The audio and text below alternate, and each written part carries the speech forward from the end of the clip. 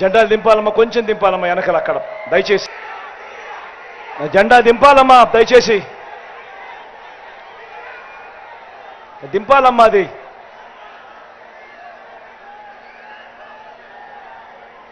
మరో 2 వారాల్లో జరగబోతా ఉంది కురుక్షేత్ర సంగ్రామం. ఈ ఎన్నికలు జగన్ కు చంద్రబాబుకు మధ్య జరుగుతా ఉన్న యుద్ధం కాదు.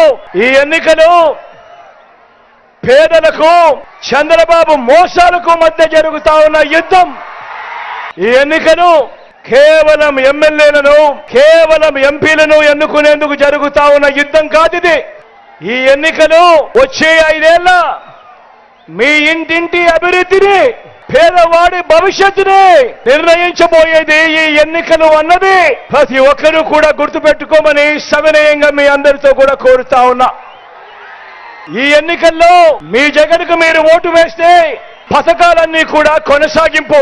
మరో 2 అడుగులు ముందుకు, ఇంట అభివృద్ధి.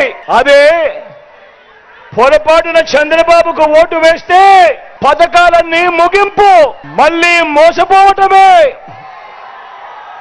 ఇదే బాబు గత చరిత్ర